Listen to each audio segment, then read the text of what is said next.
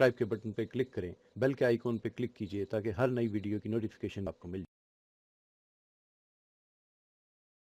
اگلا سوال یہ ہے علی بھائی کہ اسلام میں ایک طرف تو تخلیق کو بدلنا سورہ النساء کی آیت نمبر 119 کے تحت حرام ہے، اور دوسری طرف ختنہ کرنا اور غیر ضروری بالوں کو صاف کرنا سنت مبارکہ ہے۔ آخر اس تضاد کی وجہ کیا ہے؟ مہربانی فرما کے زیر ناف بالوں کو کہاں سے کہاں تک صاف کیا جائے، اس کا بھی حوالہ اور رہنمائی فرما دیں، شکریہ۔ دیکھیں میرے بھائیو، پچھلے دنوں میرا زیر ناف بالوں کے اعتبار سے وہ جو پبلک میں مشہور ہے نا کہ وہ علماء نے زیادہ کیا ہے کہ وہ دفنا دینے چاہیے، بایا نہیں ہونے چاہیے، میں نے اس کا آپٹیمل سلوشن دیا ہے، وہ آپ کلپ میرا دیکھ لیں۔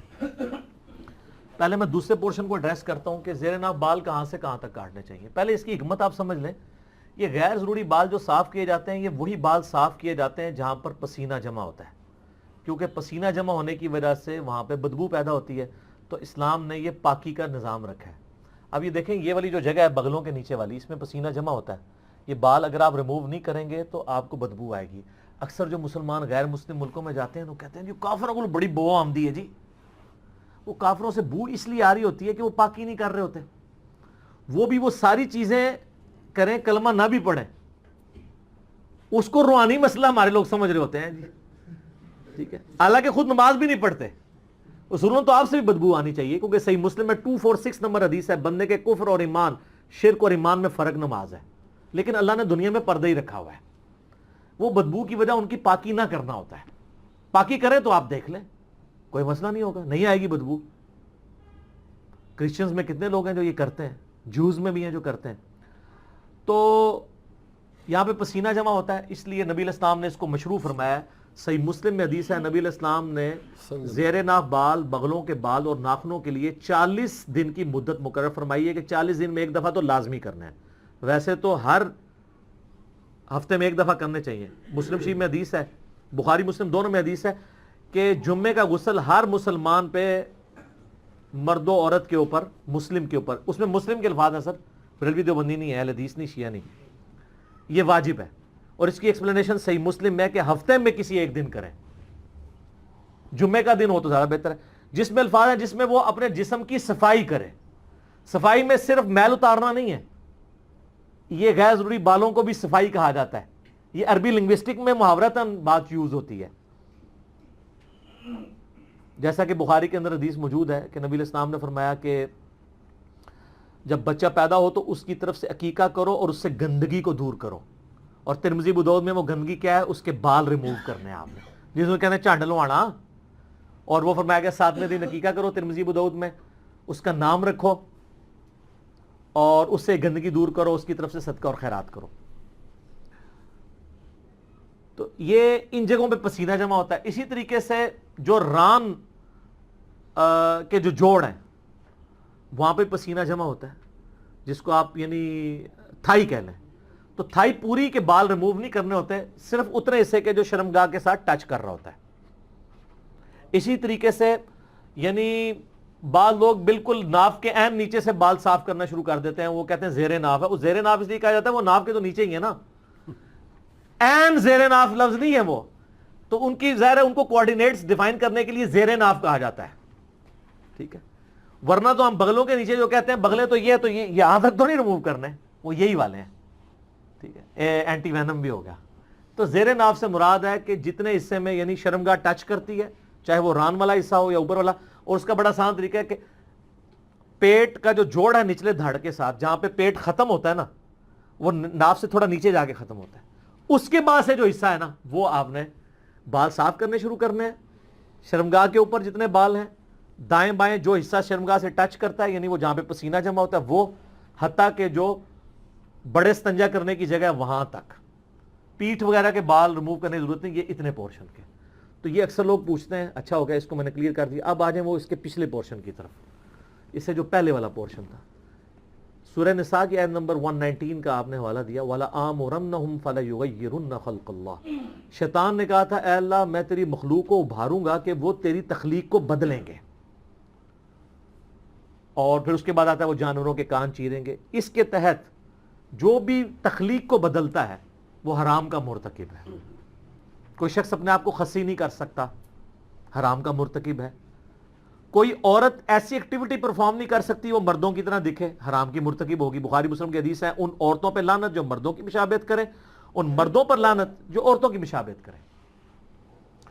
مرد کو اللہ تعالیٰ نے داڑھی دی ہے، اب داڑھی کو مڈانا قرآن حکیم میں سورہ نساء کی آیت نمبر 119 کے تحت عورتوں کی مشابہت بھی ہے اور تخلیق کو بدلنا ہے، کیونکہ عورت کی داڑھی نہیں اگی ہوئی، الٹا اس کی اگا ہے تو اس نے ریموو کرنی ہے تاکہ مردوں سے مشابہت نہ بنے.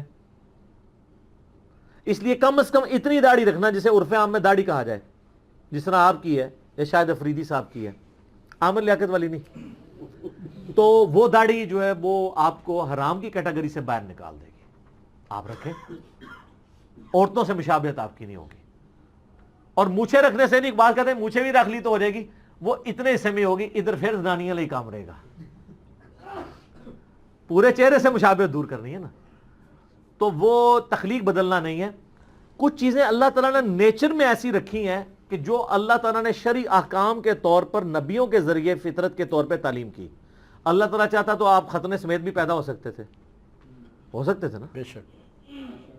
لیکن اللہ تعالیٰ نے یہ ایک شرعی فریضہ رکھنے کے لیے اسی طریقے سے آپ کو پیدا کیا. دیکھیں یہ ختنے والا تو معاملہ ہی چھوٹا ہے، باقی ہر چیز پرفیکٹ ہو گئی. کان کسی کاٹنے پڑتے ہیں پیدائش کے بعد، ناک کو چھوٹا بڑا کرنا پڑے، یہ تو مصیبت پڑ جاتی. ختنہ ہی صرف کروانا پڑتا ہے.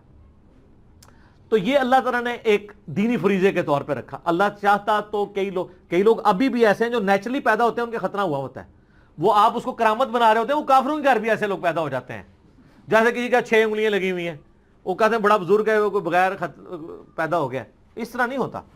تو وہ نیچرل ہو سکتا ہے کسی کے ساتھ. تو نبیوں کے ذریعے اللہ نے وہ فطرت کی چیزیں بتا دی. داڑھی مڈانا فطرت کو بگاڑنا ہے، لیکن ختنہ کرنا اگرچہ ہماری تخلیق میں بگاڑ ہے، لیکن وہ فطرت اس لیے ہے کہ وہ اللہ نے پیغمبروں کے ذریعے تعلیم فرمائی کہ میں نے خود یہ چیز رکھی ہے. ورنہ تو کل کو کوئی شخص کہے گا جی مجھے رفع حاجت ہوتی ہے تو اس کے بعد مجھے جسم دھونے کی ضرورت نہیں ہے، تو نیچرل پروسیس ہے.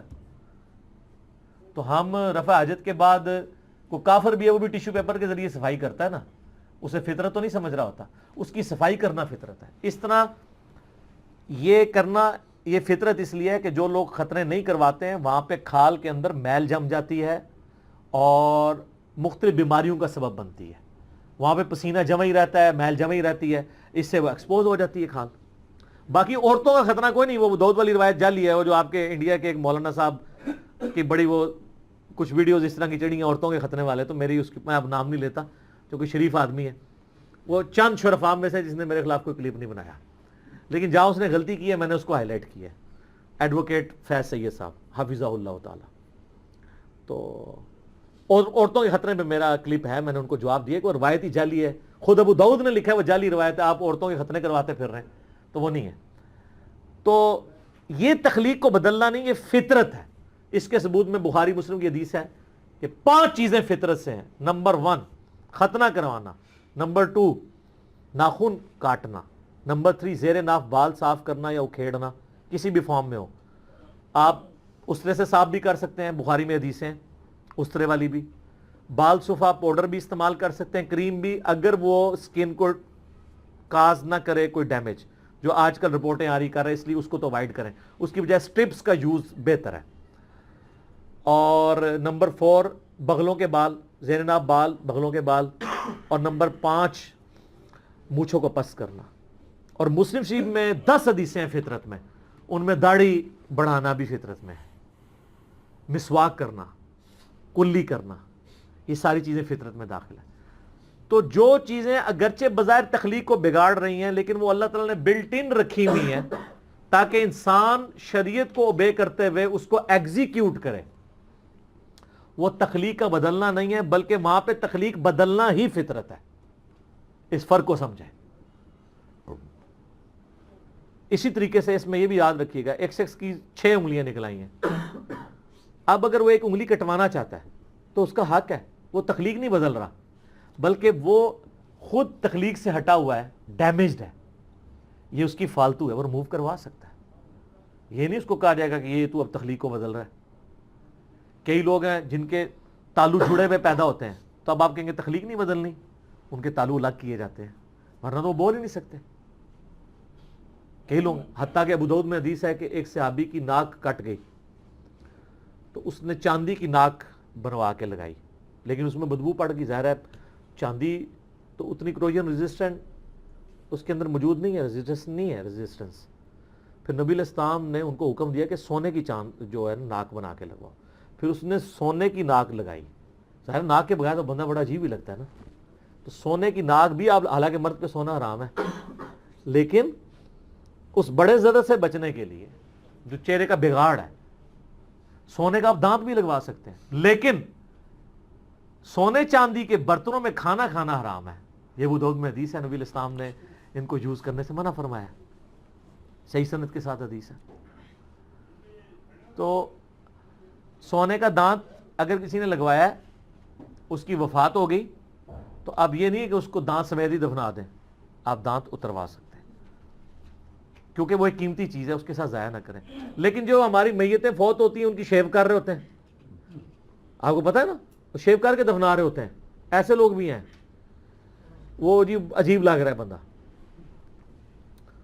اور بعض کو بہت جاہل ہیں تو وہ تو غیر ضروری بال بھی صاف کرتے ہیں، لیکن یہ کام کرنے کی ضرورت نہیں ہے۔ مر گیا تو وہ اللہ کی امانت ہے، اللہ کے سپرد کریں۔ البتہ اس کے جسم پہ جو کپڑے ہیں، یہ کوئی قیمتی چیز، کوئی عورت ہے اس کی کان میں بالیاں ہیں، وہ آپ نکال لیں، وہ ظاہر زندہ بندوں کی ضرورت ہے۔ کپڑے بھی احتیاط سے اگر اتر سکتے ہیں تو اتار لیں، زندہ بندوں کی ضرورت ہے۔ اور لوگ وہ ڈرتے ہیں، وہ کپڑے پہنتے ہوئے ڈر رہے ہوتے ہیں کہیں ماری نہ جائے، اس طرح نہیں کوئی مرتا میرے بھائی۔ اور میں حیران ہوتا ہوں، یہ سپرسٹیشس چیزیں مسلمانوں کے اندر ہیں۔ وہ مسلمان جو اللہ میں بلیو کرنے والے ہیں، جو پوری دنیا کو کہہ رہے ہیں کہ جب موت آئی ہو، نہ ایک لمحہ آگے ہو سکتا ہے نہ پیچھے، یہی کہتے ہیں نا، اور خود وہ میت سے ڈر رہے ہوتے ہیں۔ آپ کسی بندے کو نہ اکیلا میت کے ساتھ چھوڑ دیں اور باقی کہیں جی سارے گھر والے دس جا رہے ہیں، تو انہیں اکیلا میت کے پاس بیٹھنا ہے، وہ زندگی میں اس بندے سے نہیں ڈرتا ہوگا، لیکن مرنے کے بعد ڈر رہا ہوگا۔ یہ کہاں کا مسلمان ہے، کہاں کا ایمان ہے؟ ٹھیک ہے، اس نے کوئی زندہ نہیں ہونا میرے بھائی، اس طریقے سے کچھ بھی نہیں ہونا، تو لوگ یعنی مردے سے ڈر رہے ہوتے ہیں۔ یہ ایک المیہ ہے مسلمانوں کا۔ مغرب کی اذانیں شروع ہو جاتی ہیں، تو ملتے ہیں اذان مغرب کے وقفے کے